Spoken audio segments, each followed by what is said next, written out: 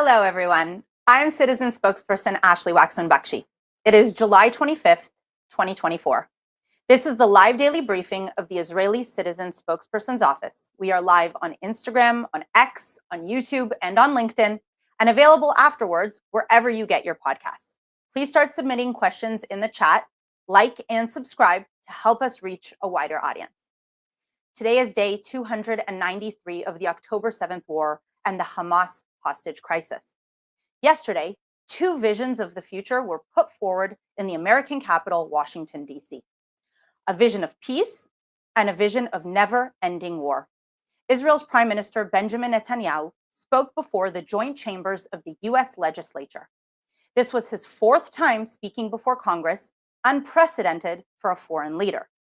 The Prime Minister spoke of victory over the Hamas rapists and murderers and of removing their ability to again harm the people of Israel.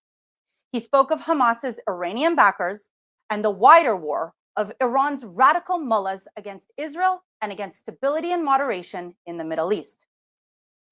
He spoke of peace on Israel's borders, demilitarization and de-radicalization in the Gaza Strip, cooperation with peaceful Arab states in the region, and expanding the Abraham Accords into the Abraham Alliance. And he reminded Americans that the same forces that threaten Israel also threaten America. Israel's enemies are America's enemies. Our triumph over hate will be America's victory. As Prime Minister Netanyahu again put it, when we fight Hamas, we fight Iran. When we fight Hezbollah, we fight Iran. When we fight the Houthis, we fight Iran. When we fight Iran, we are fighting the most radical and murderous enemy of the United States of America.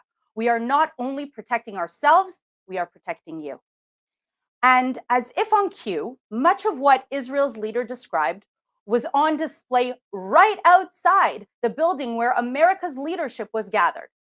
Outside, masked mobs projected their vision of rejecting peace and embracing war, hate, death, and destruction for America, for Israel, and for the Jewish people. They waved jihadist flags and those of US-banned terror groups like Hamas, Hezbollah, and PFLP. They glorified Hamas's rape and murder of innocents on October 7th. They defaced monuments to America's liberties with spray-painted slogans, an ominous threat that Hamas is coming, together with red triangles banned in Berlin, that Hamas marks those they target for murder. In America's capital city, they took down America's flags from flagpoles and replaced them with Palestinian flags. They burned America's flag while chanting Allahu Akbar, Intifada, and from the river to the sea, and violently hurled police officers to the ground. Some American commentators characterized Netanyahu's speech as like one delivered by an American president. The crowd outside can only be characterized as one trying to destroy America. Tell your leaders, those who attempt to destroy the Jewish state are also aiming for the entire West. As Israel's leader said it best, we meet today at crossroads of history. Our world is in upheaval. In the Middle East, Iran's axis of terror confronts America, Israel, and our Arab friends. This is not a clash of civilizations. It's a clash between barbarism and civilization. It's a clash between those who glorify death and those who sanctify life. For those forces of civilizations to triumph, America and Israel must stand together, because when we stand together, something very simple happens. We win and they lose. Now, let's take some questions from our audience watching live on social media. Our first question today comes from Elias on Instagram Live, who asks, a few days ago, citizen spokesman Eylon Levy spoke about Gazan rockets falling inside the Gaza Strip and hitting a school, and that it could have hurt people there. Do we know what happened? Thanks for the question.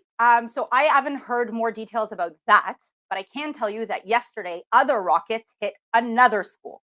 These rockets were fired out of the humanitarian zone in the Gaza Strip.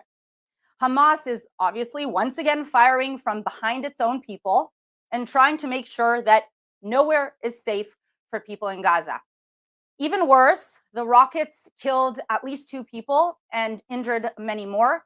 Israel worked together with the World Health Organization to evacuate the people injured by the Hamas rockets to a field hospital for medical treatment.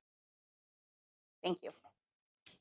Our next question comes from Jackie on YouTube, who asks, why were Hamas and Fatah meeting in China, and what does it mean for the future?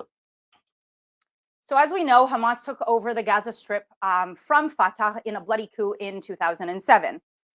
Hamas literally threw Fatah officials off the roofs to their death. And to say that they don't like each other is an understatement. But Hamas is losing the war, and they're looking for any lifeline to be able to survive so that they can continue to murder innocent people here in Israel on another day in the future. They are hoping for an agreement that will help them basically remain in power.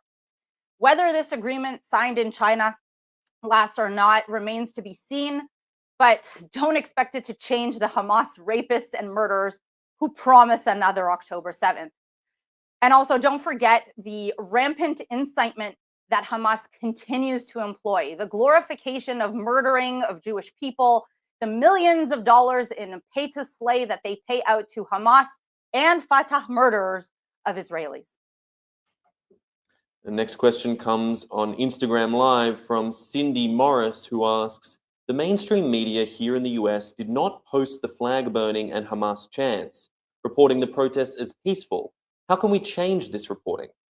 I think my best answer for you is one, reach out to the networks and petitions, and secondly, just get this information out on social media as much as you can. Even if you think that you don't have many followers, you posting something and sharing it means your friends might share it too, and you don't know the trickle down effect and where those tentacles can reach. We have, as was unlike in the past where we had to rely on traditional media for our information, today we luckily have social media.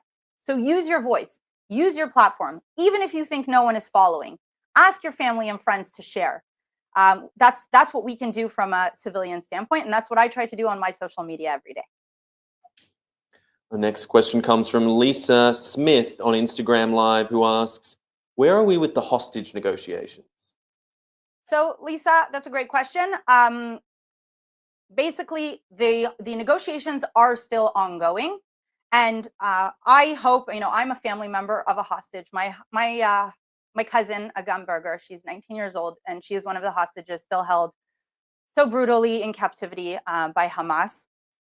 We are hoping that Benjamin Netanyahu's visit to Congress and those meetings, those side meetings that are happening now, can help push forward a deal. There are still certain aspects that Israel needs to ensure that it is securing its security and defense in order to make that deal happen.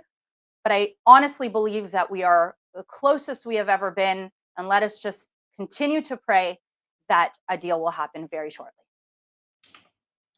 Our next question comes from Abe on YouTube Live, who asks, where was Kamala Harris during last night's address by Prime Minister Netanyahu? Her duty was to preside over the address.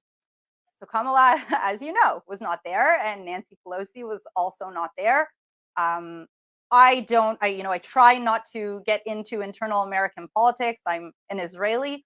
As an Israeli, I feel that it was a mistake that she was not there. Maybe one day she could be the future president of America, and America and Israel are still the closest allies. We are a strategic ally for the United States of America, and I would have liked to seen Kamala and Nancy and all of their friends there, but unfortunately we did not.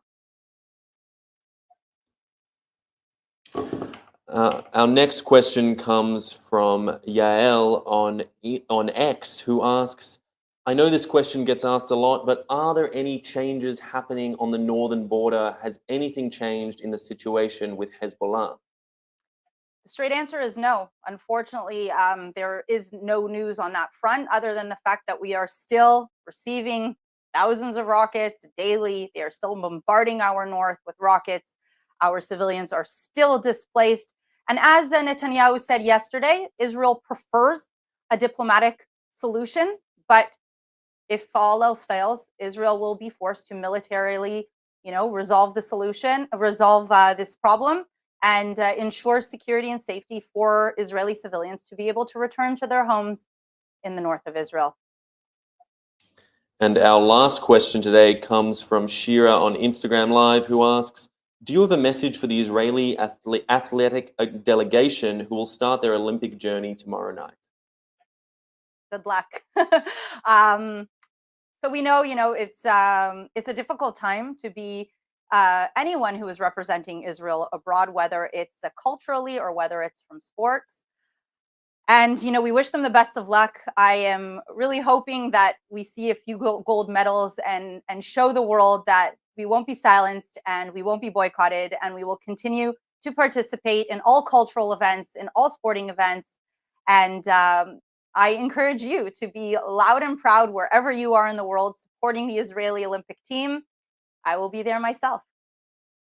Thank you very much. That is all the time that we have for today. As always, we will be here again next week, starting on Sunday, 3 p.m. Israel time, 8 a.m. Eastern Standard Time. Have a wonderful weekend.